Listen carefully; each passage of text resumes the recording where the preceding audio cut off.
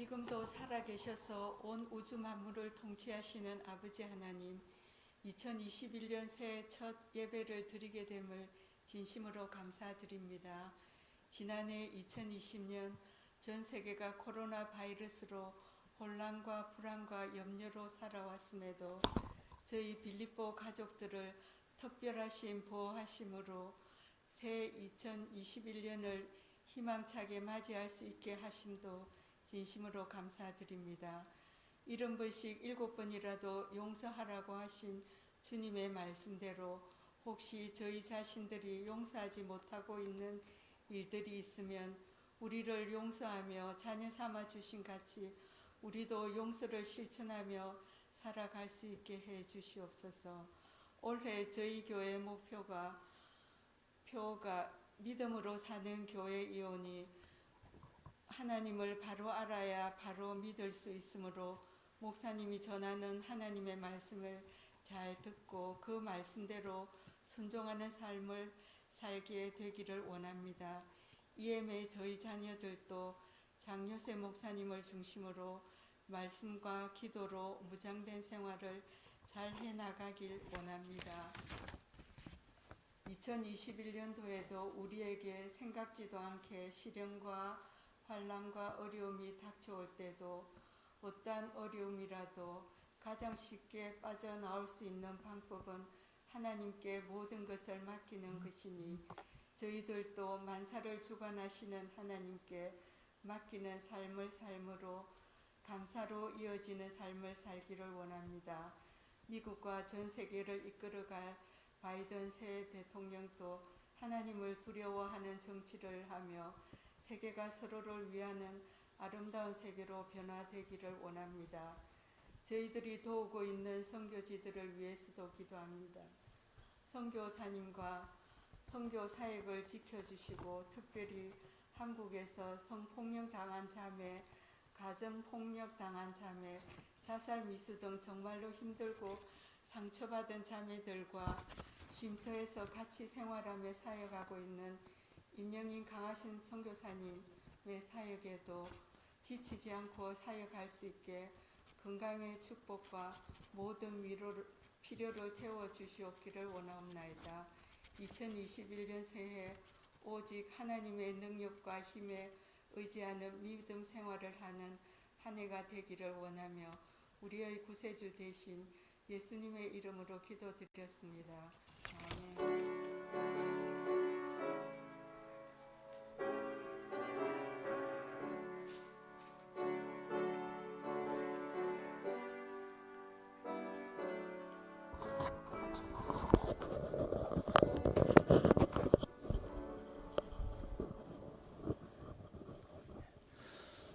저에게 주신 오늘 말씀은 누가복음 1장 1절에서 7절입니다. 누가복음 1장 1절에서 7절 제목은 이루어진 사실에 대하여 라고 하는 제목으로 오늘 말씀을 증거하겠습니다. 1절에서 7절 우리 교독하겠습니다. 우리 중에 이루어진 사실에 대하여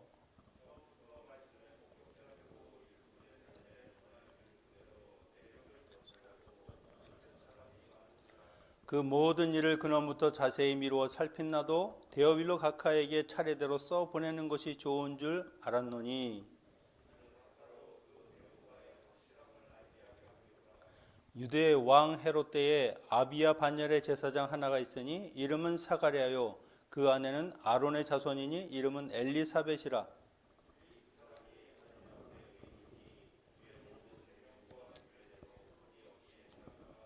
함께 읽겠습니다.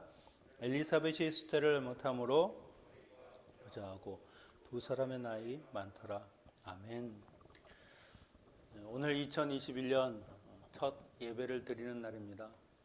하나님께서 분명히 오늘 이 날을 시작으로 해서 이 한 해도 우리의 삶을 인도하시고 축복하시는 그런 복된 한 해가 열릴 줄로 믿습니다. 저희가 오늘 하는 일들은 다 새해 첫 행위들이죠. 첫 식사, 첫 기상, 만남도 첫 만남이 되는 겁니다. 이제 모든 것을 처음 시작한다고 하는 그 마음으로 주님 안에서 우리도 이제 처음 하나님을 만나는 것처럼 내가 처음 하나님을 믿었던 그 시간들처럼 이렇게 뜨겁고 또한 설레이고 그런 마음으로 하나님과 이 한 해를 시작했으면 좋겠습니다. 저희가 이번 달 매일 성경 본문이 누가복음입니다. 이제 2021년을 시작하면서 누가복음으로 말씀을 시작한다 하는 것도 상당히 큰 의미가 있을 것 같습니다. 누가는 헬라어 이름으로 빛나다라고 하는 뜻이죠. 헬라인입니다. 이방인으로 되어 있죠. 그에 대해서 알려진 것은 직업은 의사고 또 바울의 사랑하는 동역자였습니다. 바울이 디모데후서에서 말하는 것을 보면 그 옥에서 생활할 때 나는 누가만 내 곁에 있다라고 이야기를 합니다. 사도 바울의 그 일생의 그 마지막 힘들고 어려웠던 시간을 누가가 곁에서 지켰다는 것이죠. 그렇게 충실했던 동역자로 그는 살았습니다. 그는 이 복음서의 내용을 볼 때 굉장히 수준 높은 교육을 많이 받은 그런 헬라인이 아닌가 생각합니다. 왜냐하면 이 누가복음 이 자체가 상당히 아름다운 언어로 쓰여졌다고 합니다. 우리야 이것을 다시 번역을 해서 보니까 그 본래 그 아름답고 뭐 좋은 그런 의미는 잘 모르지만 실제적으로 원어로 보면 상당히 다른 성경책에 비해서 수준 높은 아주 잘 쓰여진 그런 책이라고 하는 것을 이야기하는 것을 우리가 볼 수 있습니다. 저희가 좀 어리석은 질문이지만 그런 질문을 하죠. 누가복음은 누가 썼는가? 제후기의 이름은 무엇입니까? 하는 질문과 똑같죠. 누가가 썼습니다. 그래서 누가는 특별히 이 누가복음과 사도행전을 적었습니다. 이 두 개를 합한 분량이요, 이 신약 성경의 약 4분의 1, 25% 정도 됩니다. 그러니 누가가 얼마나 이 신약 성경에서 중요한 저자인가 하는 것을 우리가 알 수 있죠. 그리고 이 누가복음은 모든 복음서 중에서 가장 포괄적인 그런 복음서입니다. 그가 꼭 이방인이라서가 아니라 주로 이방인을 대상으로 한 그런 책이 바로 이 누가복음의 특징이죠. 오늘 본문을 보면 1절에 우리 중에 이루어진 사실에 대하여, 이 이루어진 사실이라고 하는 것은 이미 예수 그리스도의 생애를 통해서 우리에게 보여진 일, 역사적으로 이미 확실하게 된 일을 말씀하는 겁니다. 예수 그리스도의 탄생, 그리고 그 생애, 그리고 십자가와 죽음, 부활과 승천까지 모든 예수님의 생애를 그렇게 성취된 것이다, 확실하게 이루어졌다라고 하는 것을 말하는 것이죠. 여러분, 예수님의 일은 단순히 가십이 아닙니다. 전설이 아닙니다. 있었을지도 모르는 일이 아니라는 것이죠. 확실하게 우리의 이 역사 속에서 주님이 임하시고 그리고 이 땅 가운데 실제적으로 인간의 몸으로 이 세상을 사셨다가 부활하시고 승천하셨다는 겁니다. 우리가 이 예수님에 대한 역사적인 사실, 그것을 믿는 것이 우리의 신앙의 출발입니다. 다른 것은 내가 다 믿겠다. 그런데 예수님의 부활은 잘 못 믿겠다. 그러면 신앙이 없는 거죠. 그걸 못 믿으면 나머지 예수님의 모든 생애도 믿지 못한다는 말과 똑같은 겁니다. 누가는 이러한 사실을 확실하게 하기 위해서 사람들에게 그 목격자와 다른 사람들의 진술을 다 종합해서 역사적인 사실, 그리고 변하지 않는 그 사실을 적고 있는 것이죠. 우리가 누가복음을 묵상하시면서 이루어진 일들, 예수님이 이루신 일들, 그것을 보면서 확실하게 우리의 믿음도 새롭게 하고 더욱더 공고하게 해서 어떤 사람들의 말이나 세상의 어떤 일도 이 믿음이 흔들리지 않는 그런 확고한 시간이 되기를 바랍니다. 그러면 이것이 어떻게 쓰여졌는가? 2절에 보니까 처음부터 말씀의 목격자가 되고 일꾼된 자들이 전하여 준 그대로 내력을 저술하려고 붓을 든 사람이 많은지라. 이 예수님의 행적을 기록한 복음서는요, 원래는 그 사역 초기부터 이것을 저술하려고 했던 것은 아닙니다. 점점 시간이 지나가고 그들의 인생이 이제 막바지에 이르게 되니까 어떻게 하든 내가 보고 내가 듣고 내가 경험한 그 예수 그리스도를 기록으로 남겨야 되겠다고 하는 그 필요성을 느낀 거죠. 왜냐하면 자기들이 지나가고 나면 누가 예수님에 대해서 그 사실들을 알겠습니까? 그래서 그들이 이 모든 자기가 알았던 것을 적어서 예수님이 어떤 분이다, 어떤 일을 하셨다는 것을 그들에게 증거하는 겁니다. 그런데 당시에는요, 이 예수님에 관련한 글들을 쓴 사람들이 아주 많았습니다. 문제는 그들이 그 글을 쓰면서 지나치게 주관적이고 그리고 비논리적인 일들을 거기에 적기도 하고 사건을 임의로 축소하거나 확대하는 일들이 있었다는 것이죠. 어떤 사람은 심지어 기사를 거짓으로 꾸며서 적었다는 겁니다. 그래서 이들이 그런 많은 문제를 야기시키니까 결국 이런 책들은 외경, 위경 이렇게 이야기해서 성경의 그 정경 66권 안에 들어가지 못하게 되는 겁니다. 이것은 예수님에 관한 지식을 전달하는데 객관적이지 못하고 그리고 그 개연성이 전혀 없었기 때문이라는 것이죠. 누가는 그런 사람들과는 달리 누가복음을 기록하기 위해서 그냥 들은 이야기가 아니라 좀 더 생생하게 같이 목격했던 사람들, 그들의 증언, 여러 가지 이야기를 종합해서 정말 사실들만을 기록하고자 했다는 것이죠. 여기에서 3, 4절에 보면 그 모든 일을 근원부터 자세히 미루어 살핀 나도 데오빌로 각하에게 차례대로 써보내는 것이 좋은 줄 알았노니 이는 각하로 그 배운 바를 확실하게 알게 하려 함이로다. 누가 이 근원부터 자세히 살펴보았다 이것은요, 그는 사실은 사도가 아닙니다. 예수님의 공생애를 전부 따라다니면서 보지를 못했습니다. 그러니까 그는 이 예수님의 생애에 대해서 기록을 하려면 그것을 직접 체험한 사람들의 이야기를 토대로 할 수밖에 없는 것이죠. 그러면 어떻겠습니까? 내가 본 사람인 그 사람들보다 훨씬 더 객관적인 사실을 모으기 위해서 그들의 증언을 일일이 다 듣게 되는 것입니다. 그리고 자기가 이것에 대해서 굉장히 전심을 기울였다. 내가 온 정성을 쏟아서 이것을 기록했다는 것을 이야기하는 것이죠. 자신의 사적인 첨가물 없이 역사에 기초한 예수님의 그 모든 사역을 쓰겠다는 말을 하는 겁니다. 우리가 뚜렷한 기억보다 흐릿한 잉크가 낫다라고 하는 말을 합니다. 기억은 변할 수 있지만 기록은 남는 것이죠. 정확한 정확성에 근거한 그 글을 기록하는 이런 누가의 마음을 볼 수 있습니다. 그가 이 글을 쓰는 대상이 데오빌로 각하라고 되어 있죠. 이분이 누구인지는 정확하지 않습니다. 이 데오빌로라고 하는 호칭이 하나님의 사랑하는 자라고 하는데 그 당시에 많은 사람들의 이름이 이 데오빌로라는 이름을 썼기 때문이죠. 다만 각하라고 하는 호칭을 붙인 거로 봐서는 그래도 고위 공직자인 사람, 그리고 그가 이제 복음의 초보에 접어든 사람이라고 하는 것은 알 수 있습니다. 그래서 그가 배운 것들, 들은 것들을 좀 더 확고하기 위해서 지금 누가가 이 글을 써서 예수 그리스도에 대해서 좀 더 자세하고 확실한 것을 그에게 심어주겠다고 하는 것이죠. 그의 믿음을 더욱 공고히 하겠다는 겁니다. 그렇다고 이 책이 그분 한 사람만을 위한 것은 아닙니다.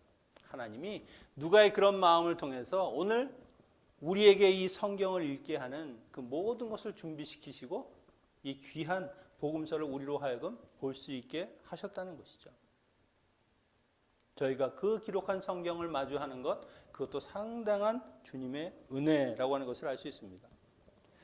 그래서 어떤 분들이 왜 굳이 주님의 공생애를 4권씩이나 그렇게 중복되는 부분도 있는데 그렇게 써야 되느냐라고 이야기를 하시는데, 오히려 이렇게 4권이라고 하는 것을 통해서 주님의 그 복음이 점점점 구체적일 뿐만 아니라 입체감이 생기는 거죠. 더욱 풍성해지는 겁니다. 주님의 복음, 주님의 그 사역이 이런 각도 저런 각도에서 보니까 훨씬 더 우리에게 확실하게 드러나게 되는 것. 그래서 이렇게 내권이라고 하지만 오히려 더 할 수 있으면 더 할 수 있는 것으로 예수 그리스도를 보여주는 것이 훨씬 우리한테는 이해하기가 쉽다는 겁니다. 그가 기록하는 제일 처음의 사건은 무엇인가? 그거는 예수님의 탄생 이전에 일어났던 사건을 기록하고 있습니다. 바로 주님의 길을 예비하는 자, 광야에 외치는 소리인 세례 요한의 탄생에 대한 이야기죠. 5절에 보니까 유대왕 헤롯 때의 아비야 반열의 제사장이 하나 있는데 이름은 사가랴요, 그 아내는 아론의 자손이니 이름은 엘리사벳이라. 헤롯의 때라고 하는 것은 당시의 왕은 헤롯이었습니다. 그리고 이 말은 이 당시의 정치적 종교적인 배경을 보여주고 있는 것이죠. 이 헤롯은 에서의 후손인 이두메 사람 그리고 이방인입니다.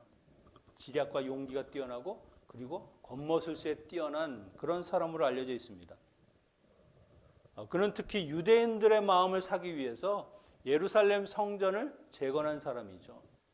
그리고 유대인들에게 좀 호화로운, 그들에게 좋은 유리한 정책을 많이 폈습니다. 다만 정권을 지키기 위해서라면 자기의 자식도 자기의 아내, 장모, 처남, 삼촌 다 죽여버렸습니다. 그러니까 이 사람은 정권력에는 아주 집착이 강한 사람이고, 그리고 정권을 유지하기 위해서는 어떤 사람이라도 친구를 만들 수 있으면 친구를 만드는 그런 사람이라는 것이죠. 그런데 하나 특이한 것은 당시 유대인 제사장을 이 사람이 임명도 하고 폐위도 시킬 수 있는 권한이 있었다는 겁니다. 제사장은 분명히 하나님이 세우시는 사람인데 일개 다른 이방 나라의 왕이 제사장을 폐위시킬 수 있고 내가 임명할 수도 있다. 그 말은 제사장이 되기 위해서 얼마나 왕에게 그 사람의 마음을 사려고 그렇게 자꾸 다른 뇌물이나 이런 것을 청탁하겠습니까? 정치적으로 종교적으로 부패해 있었다는 것을 이야기하는 것이죠. 그래서 주님이 회칠한 무덤 같은 그런 종교 지도자들을 말씀하시는 것이 그런 이유입니다. 하지만 이런 암울하고 어두운 시대에도 하나님의 말씀이 다시 열리기 시작했다는 것이죠. 말라기 이후에 400년 동안의 그 하나님의 말씀이 사라진 시대, 그 영적 암흑기인 400년이 바로 이 스가랴와 엘리사벳을 시작으로 다시 열리게 되는 겁니다. 중단되었던 영적 암흑기, 위대한 복음의 역사가 시작되는 것, 그것을 우리에게 말씀하시는 것이 헤롯이 다스리는 그때 스가랴와 엘리사벳에게 이런 놀라운 일이 일어났다 하는 것을 보여주고 있는 것이죠. 그러니까 이런 일들을 통해서도 역사의 배우는 누구시냐? 하나님이 주관하시는 것입니다. 세상의 왕이 아니라 결국 하나님이 필요하면 그들을 세우시기도 하고 또한 허무시기도 하는 것이죠. 여기 사가랴라는 그 히브리 이름은요, 보통 스가랴라고도 합니다. 선지자들도 있죠. 유대 사회에서 많이 쓰던 이름인데 여호와께서 기억하신다라고 하는 뜻을 가지고 있고요. 엘리사벳, 내 하나님은 맹세의 하나님이시다. 그녀는 특별히 아론의 자손입니다. 대제사장의 자손. 이스라엘 최초의 대제사장 아론의 아내의 이름이 바로 이 엘리사벳과 같은 이름입니다. 이들 부부는 모두 제사장 가문 출신이죠. 당시에는 제사장 가문끼리 결혼하는 것은요, 이중 영광, 영예 이렇게 생각했습니다. 왜냐하면 하나님을 섬기는 제사장의 가문으로 태어난 것만으로도 영광스러운데 그 가문과 가문이 혼인을 한다. 그럼 믿음의 가정이 생긴다고 하는 것은 더욱 영광스럽게 생각했다는 것이죠. 하나님께서 이스라엘 백성은 이방인과의 결혼을 금한 것은 가장 수치스럽게 생각한 겁니다. 하지만 반대로 정말 믿음의 사람들이 믿음의 사람들을 만나서 하나님이 축복하시는 가정을 만든다. 그것을 하나님도 기뻐하시고 또 모든 사람들에게도 그것이 기쁨이 되었다는 것이죠. 이 두 사람의 신앙은 어떤가?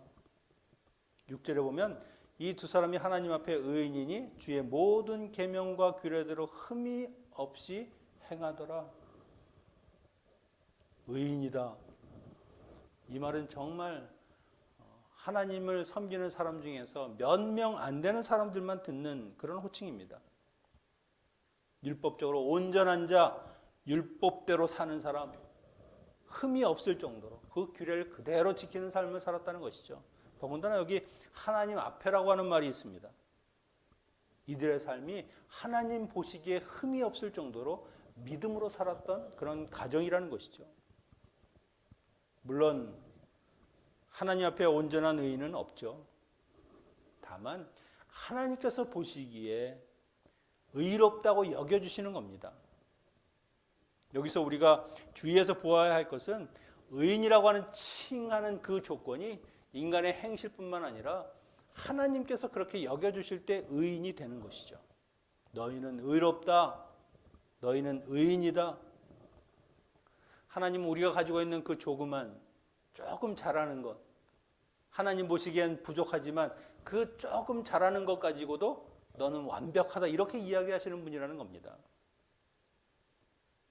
이 부부, 그 가정을 의로운 사람들이라고 칭해 주시는 그 하나님의 모습, 그것이 바로 우리의 마음과 우리의 중심을 보시면서 부족함에도 불구하고 하나님의 사람으로 인정해 주시는 그 하나님, 그것을 또 생각해 볼 수 있습니다. 그런데 이들에게 한 가지 아픔이 있습니다. 7절에 보니까 엘리사벳이 수태를 못함으로 저희가 무자하고 두 사람의 나이 많더라. 이런 게 신앙의 아이러니입니다. 하나님 보시기에 흠이 없다, 의인이다, 그렇게 신실하게 산다. 그러면 그 다음에 따라 나와야 될 것이 무엇입니까? 하나님이 그들을 축복하셔서 세상 누구보다도 훨씬 더 많은 형통한 삶을 누렸더라. 이게 따라 나와야 의인이다. 이것이 훨씬 우리에게 듣기 좋을 것 같은데 아이가 없더라. 다른 사람과 똑같이 그냥 차별 없이 해준 것도 아니고요. 다른 사람들이 그냥 평상시 누리는 그 자녀의 그 축복도 없더라는 겁니다. 당시에는 이것이 얼마나 큰 문제인지 모릅니다. 지금하고는 많이 다르죠. 지금은 자식이 없든 어떤 사람들은 일부러 자식도 안 낳는 분들도 있습니다만 당시에는 자식이 없는 사람은 하나님의 축복을 받지 못한 사람, 더 나아가서는 하나님의 징계를 받고 있는 사람들이라고 생각했다는 것이죠. 그러니 당사자들은 얼마나 이것이 마음에 짐이 됩니까? 수치가 되는 겁니다. 당시에 유다 랍비들 사람이 파문할 수 있는 7가지 유형을 기록했는데 거기에 보면 그 맨 서두가 유대인이면서 아내가 없고 또 아내가 있으면서 자식이 없는 사람은 파문해도 된다라고 하는 조항이 있을 정도입니다. 지금은 말도 안 되는 이야기지만 더군다나 이들은 누굽니까? 제사장입니다. 하나님을 섬기는 사람. 누구보다 하나님의 은혜와 축복 가운데 누리고 살아야 할 사람인데 아이가 없으니 사람들이 보면 뭐라고 하겠습니까? 저 사람 제사장 맞아? 정말 신실하게 살았어? 뭔가 우리가 모르는 죄가 있겠지. 그러니까 하나님이 자식을 허락하지 않았던 것이 아니냐. 가진 소리를 다 들었겠죠. 그런데도 그들은 묵묵히 하나님 보시기에 의로운 그 일을 행했다는 겁니다. 하나님 왜 제게는 자녀를 주지 않습니까? 왜 저는 불공평하게 그렇게 대하십니까? 그런 이야기 하나도 없습니다. 저희 부부도 아이가 없으니까 아이가 없는 사람들의 심정을 이해합니다. 심정을 이해하는 정도는 아니고요. 없으면 없는 대로 그냥 그렇게 잘 살고 있습니다. 누가 혹시 하나님을 섬기는 종, 목사인데 왜 그 사람들이 기본적으로 받는 그런 축복이 없느냐 이야기할 수도 있지만 굳이 그 사람에게 율법이 어떻고 하나님의 복이 어떻고 이런 이야기를 할 필요가 뭐가 있습니까? 그냥 그렇게 생각하시라고 하고 우리는 우리 나름대로 주어진 대로 그 상황 안에서 하나님의 자녀로 살아가면 되는 것이죠. 여기에 두 부부가 이미 나이가 많다는 말, 임신할 가능성이 더욱 희박해졌다. 어쩌면 인간적인 방법으로는 더 이상 이제 하나님의 도우심이 없이는 임신하는 것이 불가능한 상태다라고 하는 것을 보여주는 겁니다. 하나님의 일하시면 참 특별하죠. 우리의 생각과는 많이 다르다는 겁니다. 아브라함을 보십시오. 100세. 하나님의 약속을 기다리다 지쳐서 내게서 날씨 그것을 기다리지 못하고 인간적인 방법으로 하가를 취해서 이스마엘도 낳고 결국 하나님께서는 그 100세가 되기까지 그가 완전히 푹 절여지고 힘을 다 빼고 인간적인 방법이 아니라 이제는 주님이 하시자고 하는 대로 그대로 순종할 수 있는 데까지 그렇게 만들어가지고 이삭을 주시지 않았습니까? 마치 김치를 담기 전에 그 뻣뻣한 배추를 소금으로 절여서 그 뻣뻣한 힘을 다 빼어서 축 늘어져서 마음대로 쓰기 좋은 대로 그렇게 만드셨다는 것이죠. 이 일은 결국 누가 너에게 자손을 주었느냐? 하나님이 주셨다. 이것은 누가 봐도 부정할 수 없게 만드시는 거죠. 인간의 힘으로 한 일이 아니다. 전적으로 하나님이 주신 선물이다. 그러면 그 다음에 어떻게 됩니까? 한나처럼 하나님이 주셨으니까 내 마음 내 뜻대로 할 수가 없는 거죠. 하나님이 원하시는 대로. 왜? 이 아이는 하나님 것이니까. 하나님이 쓰시겠다 그러면 드리는 거고 내 권리와 내 거기에 어떤 힘도 사용하지 않는 겁니다. 하나님이 우리를 사랑하시는 방법은요, 다양합니다. 세상에서 생각하는 그런 방식과 많이 다르다는 것이죠. 사람들은 소유하는 것, 많이 가지는 것, 그리고 내가 뭔가 남보다 뛰어난 것이 있으면 하나님의 사랑을 받는다라고 그렇게 생각할 수 있습니다. 그런데 하나님의 사랑은 그렇게 증명되지 않는다는 것이죠. 하나님 뜻대로 하는 겁니다. 우리가 달란트 비유를 보면 나누어주는 조건이 재능대로 나누어 주셨습니다. 여기서 재능이라고 하는 인간의 그 어떤 기준이 아닙니다. 하나님이 그냥 보시는 대로 원하시는 대로 나누어 주셨다는 것이죠. 5달란트 받은 사람은 5달란트를 남기고 2달란트 받은 사람은 2달란트를 남기고 그 배를 남겨서 하나님께 갖고 오니까 하나님께서 칭찬하고 주인의 그 즐거움에 참여한다 그렇게 축복하시죠. 근데 1달란트 받은 사람은 땅에 숨겼다가 그걸 갖고 나와서 하나님은 능력의 하나님입니다. 전능하신 하나님입니다. 제가 이것을 뭐 남긴다고 뭐가 되겠습니까? 그래서 그냥 잃어버리지 않고 땅에 숨겼다 가져왔습니다. 악하고 게으른 종 그렇게 책망을 듣죠. 주시는 것은 하나님의 권한이라는 겁니다. 다만 내가 1달란트를 받든 5달란트를 받든 아무것도 받지 못하든 내가 하나님 앞에 온전히 충성되게 사는 것 그것이 우리의 몫이라는 것이죠. 주어진 자리에서 충성한다. 있으면 있는 대로 없으면 없는 대로 하나님이 주신 그 삶을 그냥 감사하는 마음으로 사는 것 그것이 성도의 믿음의 자세라고 하는 것을 우리가 볼 수 있는 겁니다. 자녀가 없어도 이 노 부부는 세상 사람들이 어떤 부정적인 시각을 갖고 보든지 결코 하나님을 원망하거나 하나님께 다른 건 요구하지 않고 주어진 자신들의 그 위치에서 묵묵히 그 역할을 감당했다는 것입니다. 그래서 이들이 의인이고 믿음의 사람이고 당시의 백성들이나 제사장은 다 타락을 해서 하나님의 말씀을 어기고 하나님과 상관없이 살아가던 그때에 이들의 이 믿음이 더욱더 빛나는 것이죠. 하나님의 사람들, 하나님이 무엇을 주셔서가 아니라 안 해주셔도 주님의 말씀에 순종하며 그렇게 사는 것, 그것이 바로 하나님을 얼마나 신실하게 믿는 것인가. 다른 사람들이 그런 사람들을 보면 그 사람들이 많은 축복을 받아서 돈을 많이 벌고 부자가 되는 그것보다 어려움과 고난과 아픔 가운데서 내가 하나님을 믿는 믿음으로 살아가는 그 모습을 보면 아, 저 하나님 대체 누구신가? 어떻게 저 사람을 저렇게 그 고난 가운데서도 하나님을 찬양하는 믿음의 사람으로 세우시는가? 이렇게 생각한다는 거죠. 그것이 바로 하나님께 영광되는 삶이라고 하는 겁니다. 그래서 우리가 상황이 어떠든지 하나님 앞에서 거룩하고 흠이 없게 사는 것, 믿음으로 사는 것, 그것은 절대로 헛된 일이 아니라는 겁니다. 왜? 하나님이 아시고 하나님이 그것을 분명하게 우리에게 말씀해 주시고 갚아주시는 때가 있다는 것이죠.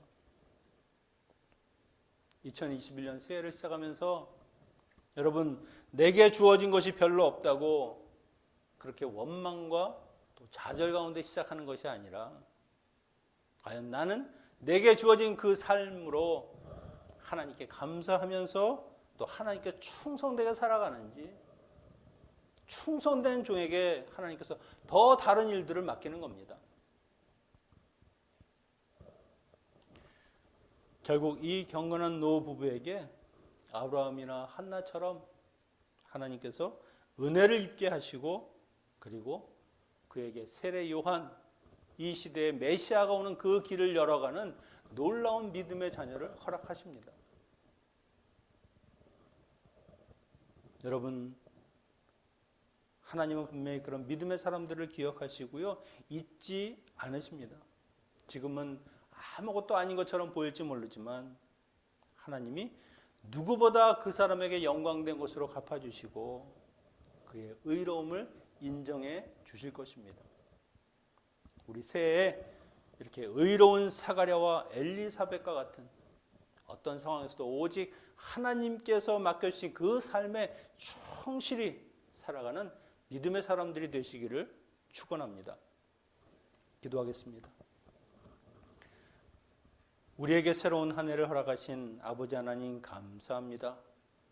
새해에는 주님이 주시는 것에 만족하고 감사하고 그것만으로도 하나님께 영광을 돌리는 믿음의 자녀들이 되게 하여 주시옵소서. 하나님께서 주신 것, 하나님께서 맡겨주신 것에 충실한 삶을 살아갈 때 저희들이 이 한 해를 결실하며 하나님께서 잘했다 충성된 종아 말씀해 주시는 그런 복된 주의 사람들 되게 하여 주시옵소서.